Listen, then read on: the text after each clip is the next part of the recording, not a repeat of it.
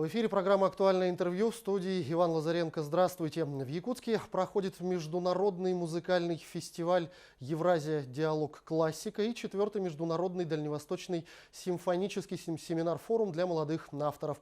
Какие впечатления и опыт получили в Якутии композиторы и музыканты из разных стран мира, какие творческие планы у них появились, мы поговорим с нашим гостем. Это создатель молодежного отделения Союза композиторов России, председатель Международной гильдии молодых музыкантов «Международ молод Российского музыкального союза» Ярослав Судзиловский.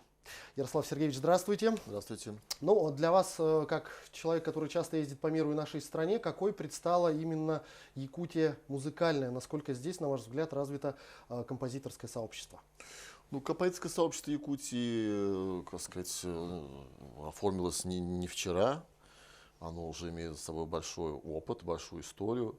Буквально только что я к вам приехал сегодня на форуме «День якутской культуры», и была презентация произведений Владимира Ксенофонтова и Николая Михеева и Константина Марсана. Сегодня, так сказать, очень интересный такой универсальный день современной музыки, современного кинематографа якутского. Вот, поэтому нет, какой Якутия представляется в рамках масштабах страны, вы имеете в виду, или масштабах Советского Союза бывшего, или масштабах Евразии? Вот как точнее ответить? В масштабах страны, наверное. Ну, это одна из наиболее ярких, уникальных совершенно территорий Российской Федерации. Это культура, прежде всего, нас интересует, прежде всего, культура народа Саха. Вот именно то, что интересует современного композитора. Какие-то традиции, мифология, безусловно. Вообще культурология народов Дальнего Востока, в частности народов Якутии и конкретно народа Саха, для нас и для молодых композиторов представляет огромный интерес. И мне очень приятно, что на форуме несколько партитур молодые композиторы стали писать на якутском языке. Это не якутские композиторы, я хочу подчеркнуть, приезжие. Но вы возглавляете молодежное отделение Союза композиторов России. Объединению уже 10 лет. Что дает композиторам такое творческое объединение?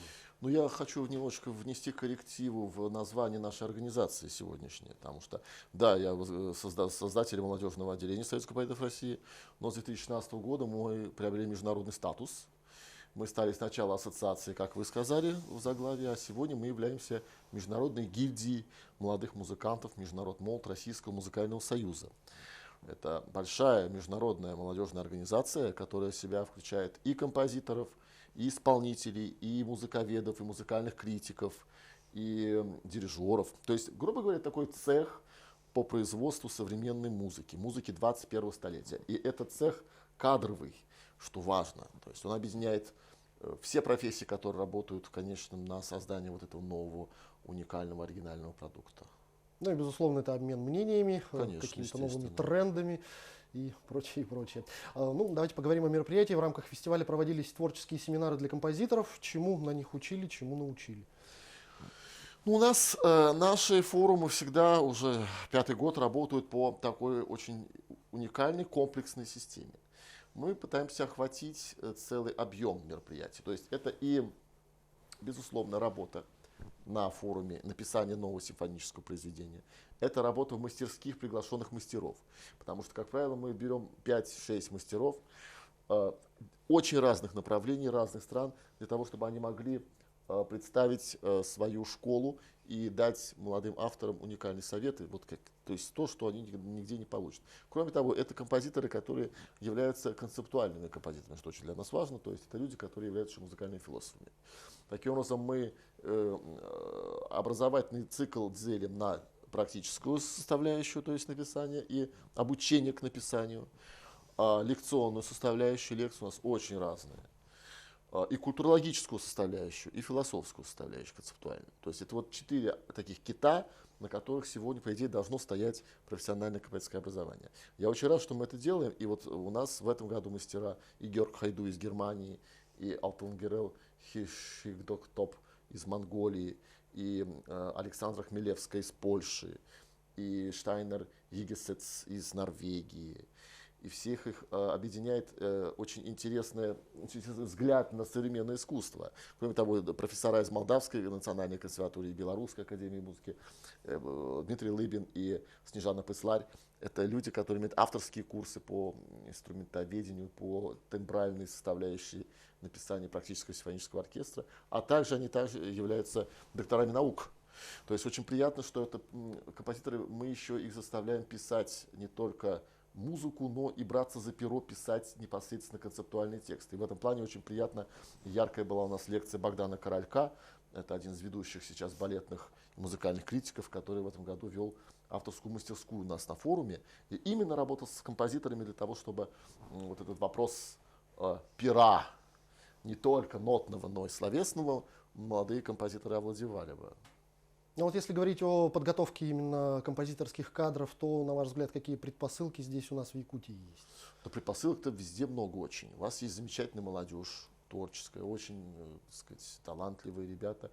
Очень нужно скорейшее открытие кафедры композиции для того, чтобы не было более оттока кадров, потому что все едут на запад Российской Федерации. Потому что последний консерваторий — Новосибирск, Красноярский уже институт искусств, а после Красноярска вообще нет вуза по профильному вот этой специальности нашей композиции. Поэтому в данном случае, если это дело будет, мы поднимали этот вопрос неоднократно на круглом столе, и мы поднимали на пресс-конференции вопрос этот. Если это будет сделано, я думаю, что есть все шансы у вас создать совершенно уникальную композиторскую школу, подобно такой же, какую вы сделали вот якутский кинематограф.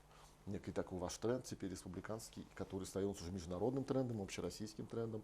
На фестивалях, я был сам на таких кинофестивалях, где целые дни посвящены якутскому кино.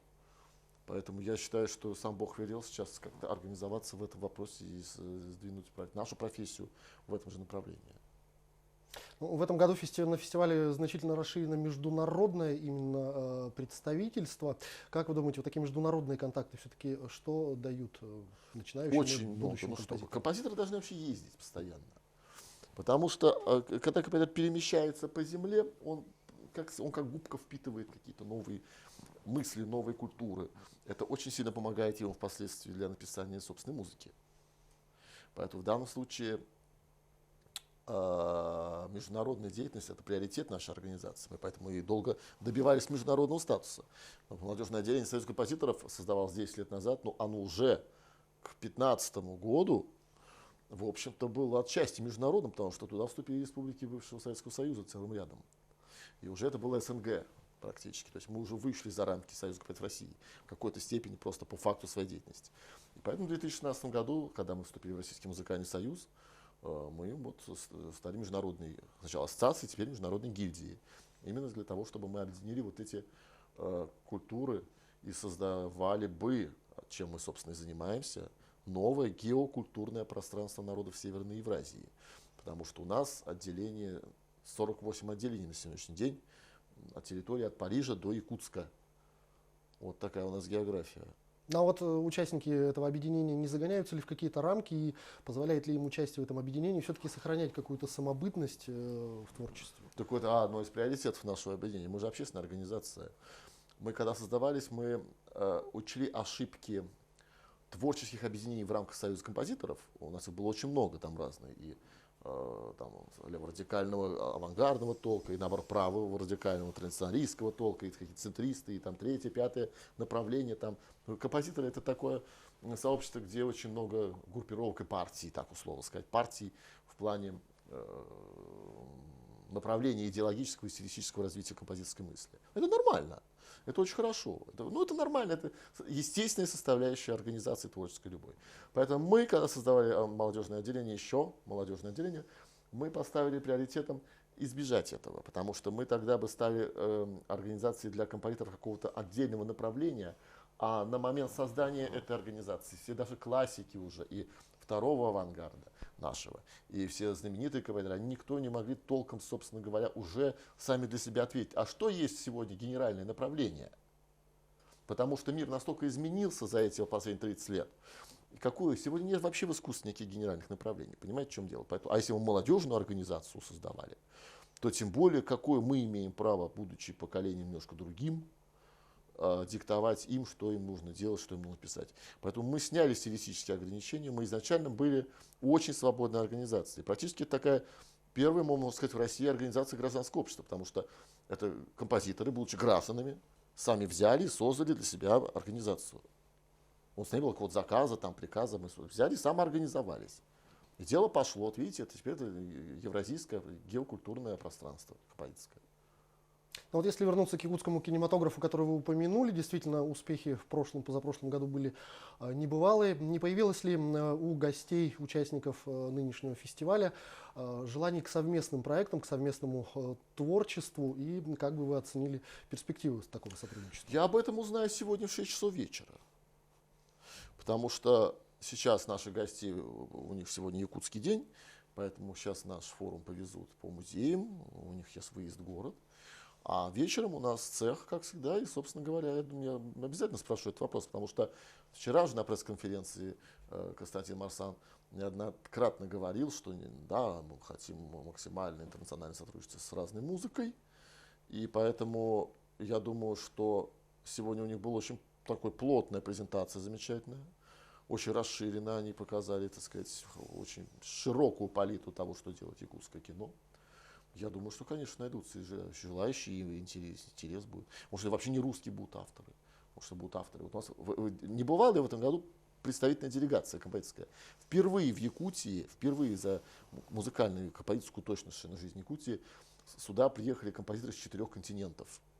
У нас представитель самый южный из Колумбии и самый дальний из Монголии. Вот такая у нас география. Помимо Норвегии, там, Швеции, Польши, Республик Молдовы, Белоруссии, российских регионов. Понимаете, в чем дело? Из Ирана есть композитор. То есть вообще очень такой интересный, такой транснациональный какой-то слет творческой молодежи получился композиторского направления. Поэтому мне кажется, что я вообще думаю, что этот форум стратегически важен для Якутии. Он дает возможность на базе культурной площадки создавать новые формы будущего творческого общежития, фактически международного сотрудничества. То, чем занимается Международ Молд, отчасти можно назвать некой формой международной политики, потому что на самом деле культура, как такая транснациональное явление, сближающее народы, очень часто, и она неоднократно уже и нам, собственно говоря, в той же Польше, извините меня, отношения, которые сегодня не самые на высоком уровне, тем не менее по нашей линии к нам приехала председатель молодежного союза композиторов Польши. И мы замечательно живем, общаемся, она сдружилась с русским, она учит русский язык. Ей дико это интересно, мы учим польский язык. То есть, понимаете, происходит такое очень важное творческое общение. А также очень приятно, что все наши форумы, которые проходят, ведь Дальневосточный только первый форум, потом у нас уже старейший форум в Беларуси проходит, это западный форум. Потом в этом году будет летняя школа в Западной Богемии, в Чехии. Форум в Молдове будет такой же семинар, будет в Петербурге, в Сибири, в Астрахани. То есть очень разные территория, гигантская география. И приятно, что каждый раз, особенно когда это происходит в национальных республиках или каких-то государствах других, одной из задач знакомства с этой культурой. И вот само так получается, что люди начинают создавать сочинения какие-то с использованием тоже вокальных каких-то моментов, симфонические, естественно, симфонические, на национальном языке той страны или той республики, того края, куда они приехали. Это же замечательно. Вот так сложно заставить просто так вот изучать кого-то там якутский язык, татарский язык, там, не знаю, чешский язык. А вот когда ты оказываешься вот в центре, эпицентре этого культурного действа, внутри народа, ты можешь посмотреть, пообщаться, как традиция, мифология, то есть много очень завлекательных моментов для творческого человека. И это продвигает и национальный язык. Точно так же мы действуем и на международной арене. У нас все презентации нашего объединения, наших композиторов за рубежом идут на русском языке принципиально. Мы не сидим и, знаете, как эти петрушки-иностранцы, так сказать, не говорим на ломаном плохом английском на Западе. Это смешно. Мы русские композиторы, ну, по традиции, русская школа все-таки, понимаете, я считаю, что язык в данном случае является одной из составляющих этой профессии. И вы знаете, есть хороший результат. Вот даже та вот коллаборация с той же центральной, восточной, славянской частью Европы хотя бы, где все идет принципиально по-русски у нас. Знаете, какой он дал результат? У нас уже русский язык изучают и в Польше, и в Чехии, а наши композиторы пишут и по-белорусски, и по-чешски пишут наши композиторы. То есть, понимаете, вот так, собственно, и происходит вот это культурное сотрудничество. на уровне вот такого цеха, когда люди вместе живут, работают, обмениваются абсолютно вне каких-либо дистанций мнениями. Нам еще что важно, ведь мастера же очень известные приезжают. И мне важно сломать эту дистанцию. Знаете, вот привыкли у нас педагог, ученик. Это хорошо. Это система вертикали. Она дисциплинируется. Да, это нужно, это мы не делаем ни в коем случае. Но когда они живут вместе и работают там в течение недели одной жизнью, да, и лекционные, обеды, и творческое сотрудничество, общение, и вечерние обязательно какие-то, так сказать, цеха там философские идут, то это сближает людей. И что мне приятно, что каждый молодой автор, который приезжает на форумы Молота, он имеет абсолютно такое же право высказать свою точку зрения, может быть, доказать ее, убедить там уже профессору. И он будет обязательно услышан. Не только услышан, может быть, он даже переубедит профессора. Только так можно понять какую-то эволюцию развития мысли, а не так, что бум и все. Вот так это не получится. Не та профессия у нас. Ну а вот вас лично, как композитора, что больше всего впечатлило на этом фестивале? И, может быть, какие-то новые творческие планы появились или нет? Ну, конечно, это, во-первых, 4-й уже форум, и он идет по нарастающей линии. Я точно я помню, как мы начинали. Я помню, что вот в прошлом году мы впервые привезли чешскую делегацию, молдавскую делегацию впервые. Мы уже начали сотрудничество. Нам дали тогда оркестр уже играть. В этом году уже подключилась Государственная филармония. Я поэтому хочу, во-первых, поблагодарить, пользуясь случаем, всех тех, кто помогает этому проекту. Это, во-первых, Российский музыкальный союз, который, собственно говоря, является нашей главной организацией. Это Высшая школа музыки Республики Саха-Якутия, которая 4-й год уже дает инфраструктуру, возможность, чтобы композиторы жили и работали.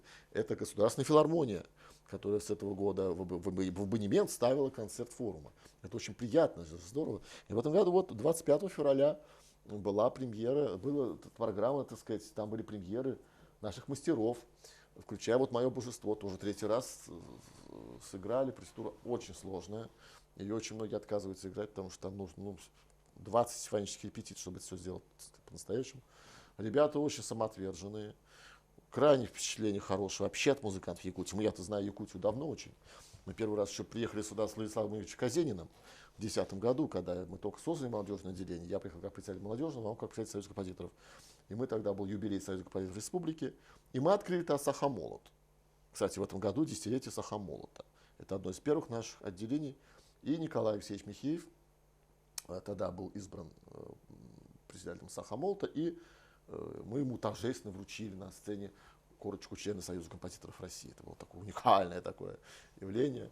Такое, очень такое, знаете, как называется, путевка в жизнь была очень высокая. И Коля совершенно, что называется, не подвел творчески. Мы видим, вот сегодня он показывал замечательно, первая юкагирская опера поставлена у вас на сюжет юкагирский. В общем, есть развитие, замечательно идет. Мне кажется, что это нужно только развивать, углублять.